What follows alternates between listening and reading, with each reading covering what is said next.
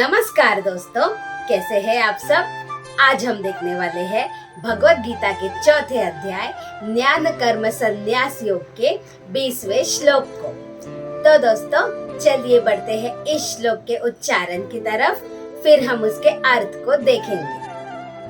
त्यक्त्वा कर्म फला संगम नित्य तृप्तो निराश्रय कर्मण्यभिप्रवृत्तोऽपि नैव किंचित करोति सः। अब दोस्तों चलिए इसे कहते हैं ट्यून में 2 बार। त्यक्त्वा कर्मफला संगम नित्य तृप्तो निराश्रय कर्मण्यभिप्रवृत्तोऽपि नैव किंचित करोति सः। फिर से, त्यक्त्वा कर्मफला संगम नित्य तृप्तो निराश्रय कर्मण्यभिप्रवृत्तोऽपि नैव किंचित करोति सः। अब दोस्तों चलिए इस श्लोक के अर्थ को देखते हैं। त्यक्त्वा कर्मफला संगम मतलब त्याग किया है जिसने भी अपने कर्म फल की आसक्ति को। नित्य तृप्तो निराश्रय मतलब वो नित्य ही तृप्त रहता है, तृप्ति में आश्रित रहता है।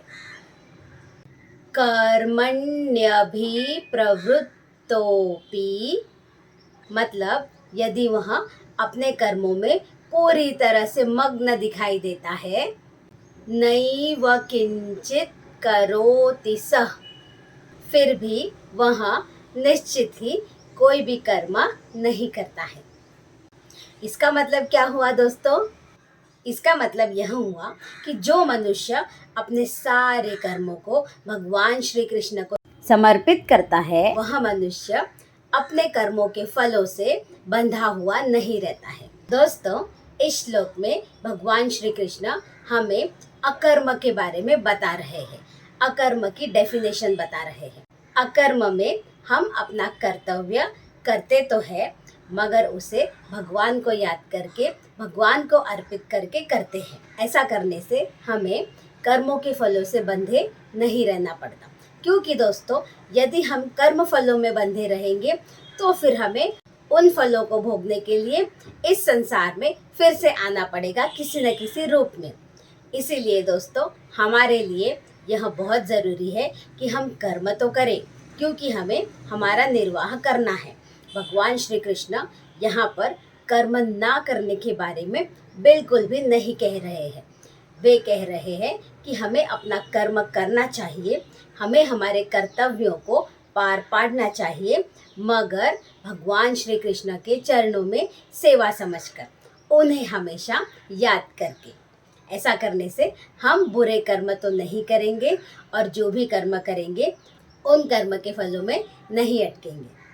तो दोस्तों इस श्लोक को यदि हम अपने जीवन में आत्मसात कर पाए, इस श्लोक को यदि हम जी पाए, तो फिर निश्चित ही हमारा जीवन ही कृष्णमय हो जाएगा, हमारा जीवन ही भक्तिमय हो जाएगा। यह भाव दोस्तों कैसे आ सकता है? यह भाव तो भगवान श्री कृष्ण पर पूरा विश्वास और पूरे प्रेम और समर्पण से ही आ सकता है। जो इंसान भगवान पर इस तरह से पूरा विश्वास कर ले, वह इंसान दोस्तों भगवान का सच्चा और पक्का भक्त हो जाता है, और उसकी रक्षा तो स्वयं भगवान खुद करते हैं। तो दोस्तों हमें कर्म तो करना है, मगर उसके फलों की आसक्ति नहीं रखनी है।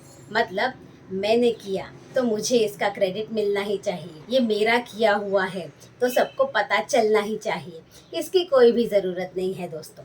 यदि कोई देखे या ना देखे उससे ज़्यादा फर्क नहीं पड़ता। भगवान सब कुछ देख रहे हैं और सब कुछ जानते हैं।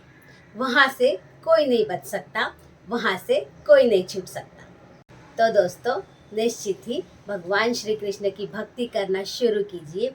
धीरे धीरे जब आप भगवान की भक्ति में डूब जाएंगे तो फिर अपने आप ही यह भाव आपके मन में आ जाएगा। तो फिर आपसे यह कर्म अपने आप ही होने लगेंगे। इसीलिए दोस्तों, भगवत गीता को, भगवान की वाणी को, संतों की वाणी को सुनना और समझना बहुत ज़रूरी है।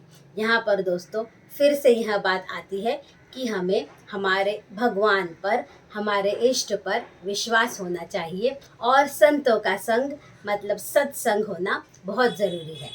कुसंगति से हमेशा बचे रहिए, जो हमें इन सांसारिक कर्मों के मोह में फिर से खींच लेंगे।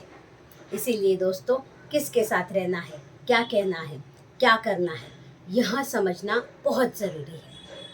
कैसे जानेंगे? भगवत गीता पढ़कर। इसीलिए भगवत गीता को रोज पढ़िए, अपने नित्य जीवन का रूटीन बनाइए। मेरे वीडियोस को देखकर श्लोक कैसे पढ़ना है ये तो आप जान ही जाएंगे। यदि दोस्तों आपको ऐसा लगता है कि मेरे प्रयास से आपको कुछ भी मदद मिल रही है तो मेरे वीडियोस को लाइक कीजिए, मेरे चैनल को सब्सक्राइब कीजिए, अपने दोस्तों के साथ शेयर कीजिए और मुझे अच्छे अच्छे कमेंट्स देना मत भूलिए। यह मुझे प्रेरित करते हैं कि मैं ऐसा काम कंटिन्यू करते रहूं। यहाँ तक देखने के लिए और मेरे साथ बने रहने के लिए धन्यवाद। Thank you for watching till the end.